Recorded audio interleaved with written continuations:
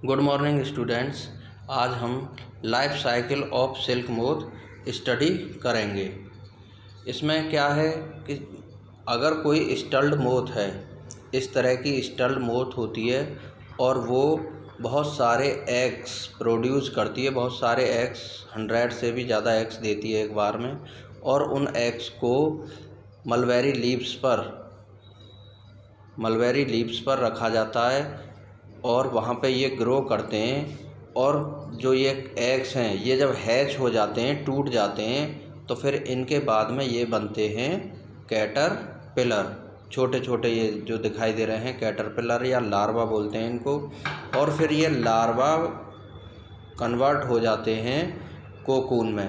कैसे? क्योंकि ये अपने चारों ओर सिल्क को लपेट लेते हैं और फिर ये कोकून जो हैं, जब इनके ऊपर ये हो जाता है, इनकी कवरिंग हटा दी जाती है, इस तरह से इसमें से अंदर से निकलता है ये। अब देखते हैं आगे processing of silk. Processing of silk में क्या है? The process of obtaining silk from silk moth involves. Silk moth से सिल्क फाइबर प्राप्त करने की जो प्रोसेस है वो क्या है? रियरिंग ऑफ सिल्क वर्म, यानी कि पहले इसको सिल्क वर्म को पाला जाता है, फिर उसके reeling, dyeing, this is followed by spinning and weaving, यानी कि बुनने से पहले उनको डाई किया जाता है, रीलिंग की जाती है, ये सभी इसमें प्रैक्टिसेस होती हैं। नेक्स्ट देखते हैं use of silk. Use of silk में silk is costly fabric. Silk जो है वो काफ़ी महंगा फैब्रिक है। Silk fabric is used for weaving clothes, especially traditional dresses in India like sari, kurta, shawl and other wedding clothes। ज़्यादातर जो ट्रेडिशनल क्लोथ्स हैं उनमें या जो वेडिंग क्लोथ्स हैं उनमें इसका यूज किया जाता है, क्योंकि काफ़ी ये महंगा होता है। Silk and always been prized for its lustre and fine quality. Silk को इसके चमक के लिए और इसकी अच्छी क्वालिटी के लिए हमेशा इसे प्राइज़ मिलता आया है। The countries which produce silk on a large scale are China and India, यानी कि चाइना जो है इसकी फर्स्ट रैंक पर है। नेक्स्ट देखते हैं हम plant fibre. The common plant fibre are, कौन कौन से हैं? कॉटन एंड जूट, ये कॉमन प्लांट फाइबर हैं। Cotton is obtain from the flower of the cotton plant. Cotton plant के जो उसके ऊपर फ्लावर आता है वाइट कलर का, उससे प्राप्त किया जाता है। और जूट जो प्राप्त किया जाता है उसके स्टेम से, यानी jute fibre is obtain from the stem of the plant. Next देखते हैं प्रोसेसिंग ऑफ कॉटन। क्या क्या प्रोसेसिंग करनी पड़ती है कॉटन से कॉटन फैब्रिक बनाने तक? तो इसमें सबसे पहले है ginning. The cotton picked up from the plants has seed in it. जब कॉटन को उसके प्लांट से लिया जाता है तो उसमें सीड्स भी होते हैं। The process of removing cotton seeds from pods is called ginning. तो उसके पॉड्स में से उसके बीजों को अलग करने की, उनके सीड्स को अलग करने की जो प्रोसेस है उसको बोलते हैं ginning. Ginning was traditionally done by hand.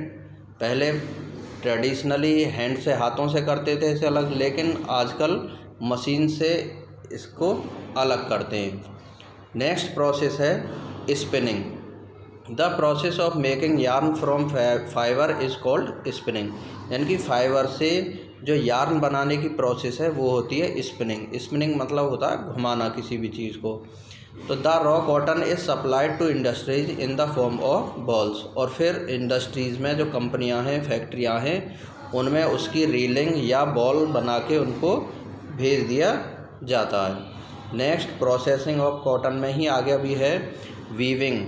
Weaving क्या है? वीविंग मीन्स होता है बुनना। The process of arranging two set of yarn together to make a fabric is called weaving, यानी कि दो या दो से अधिक जब यार्न के सेटों को इकट्ठा करके और एक साथ उनको चलाते हैं, बुनाई जो की जाती है, तो उसको बोलते हैं weaving. The big reels of yarn are called bobbins. जो उनकी बड़ी बड़ी रील बना ली जाती हैं तो उनको बॉबिन्स बोलते हैं। These bobbins are used for weaving the clothes, और इन बॉबिन्स को ही क्लोथ बनाने में यूज किया जाता है। Cloth is woven on looms, cloth जो है वो बड़े बड़े लूम्स में या कंपनियों में बनाए जाते हैं। After that they bleached and dye to give a finish, और फिर उन पर बाद में ब्लीचिंग की जाती है और उनको डाई किया जाता है, कलर किया जाता है उन पर। नेक्स्ट है process नाइटिंग। नाइटिंग can be done by hand by and machines. नाइटिंग जो होती है, जो सिलाई से जो बुनते हैं, ऊनी कपड़े जो बुने जाते हैं, उसको नाइटिंग बोलते हैं। तो ये भी मशीन से या बाई हैंड दोनों तरीके से होती है। तो इसमें क्या होता है, just two yarn are used in knitting, लेकिन नाइटिंग में 2 ही यार्न का यूज किया जाता है, while more than 2 yarn are used in weaving, और जबकि वीविंग में 2 से अधिक यार्न का यूज किया जाता है। जैसे कि आपके यहाँ पे स्वेटर, सॉक्स, स्कार्फ, कैप्स, ये सभी बनाती हैं घर में। कॉटन इन इंडिया, कॉटन का क्या वो है इंडिया में। Cotton is cultivated mainly in Maharashtra, Gujarat, Haryana, Punjab, Rajasthan, Tamil Nadu and Madhya Pradesh and also in Uttar Pradesh.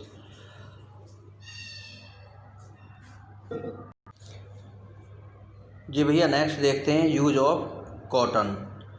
Cotton के क्या यूज हैं। Cotton is mostly used for making clothes of various kinds.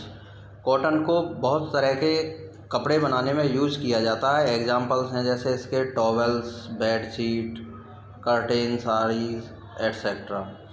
अब देखते हैं jute. Jute fibre is obtain from the stem of the jute plant, it is cultivated in rainy season. Jute के stem से प्राप्त किया जाता है और ये मोस्टली रेनी सीजन में ग्रो किया जाता है। Jute fibre is pale yellow in colour and 2 to 3 metre long. Jute का जो फाइबर होता है वो हल्का पीले कलर का होता है और वो 2 से 3 मीटर तक लंबा हो जाता है। Jute fibre is very strong. Jute का फाइबर काफ़ी मजबूत होता है। Jute fibre has silky texture, और ये कुछ सिल्की जैसा भी दिखाई देता है। Jute is grown in alluvial soil which is found usually in delta region of the Gangas and Brahmaputra rivers। ये ज़्यादातर डेल्टाओं में उगाया जाता है, यानी कि नमी वाली जो थोड़े और जहाँ पे गर्मी और नमी दोनों चीज़ हों ऐसी जगहों पर ये उगाया जाता है, और इन्हें गंगा और ब्रह्मपुत्र के डेल्टा में ज़्यादा, और मोस्टली इसे वैसे ब्रह्मपुत्र के डेल्टा में ही ज़्यादा उगाया जाता है। In India jute is mainly grown in West Bengal, Bihar and Assam, और इसको बिहार, आसाम और पश्चिम बंगाल इधर उगाया जाता है। Jute plants are about 2.5 to 3.5 metre in height.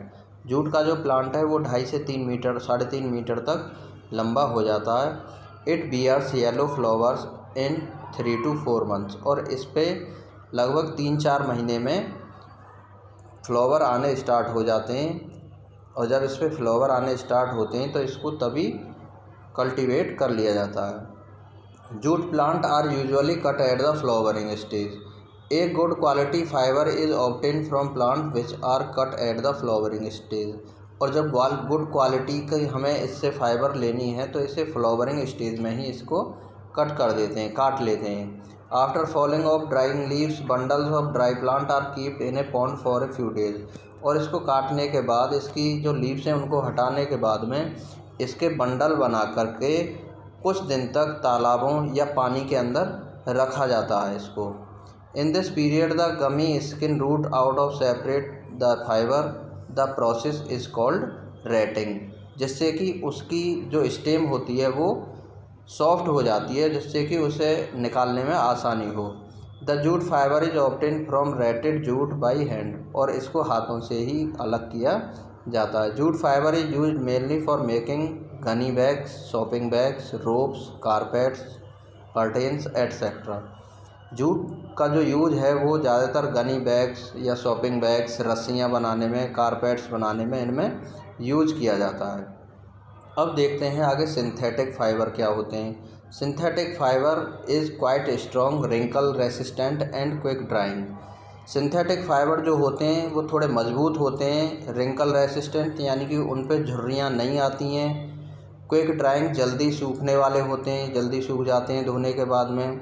These are used in making different materials, और ये निम्न मटेरियलों को बनाने में यूज किए जाते हैं, जैसे कि clothes, neck ties, sails, sweater, shawl, carpet, blankets, ये सारी चीज़ें इनसे बनाई जाती हैं। They are also used in making boats, और ये नावों को बनाने में भी यूज़ किया जाता है। स्केटिंग बोट्स एटसेट्रा, इन सभी चीज़ों को बनाने में सिंथेटिक फाइबर का यूज़ किया जाता है, क्योंकि ये काफ़ी मजबूत होते हैं। तो नायलॉन फाइबर जो होता है सिंथेटिक फाइबर होता है, और वो सबसे स्ट्रॉन्गेस्ट फाइबर माना जाता है, क्योंकि जो माउंटेनर्स होते हैं, माउंटेन पे जाने वाले होते हैं, वो नायलॉन रोप्स का ही यूज करते हैं जाने के लिए। Thank you, have a nice day.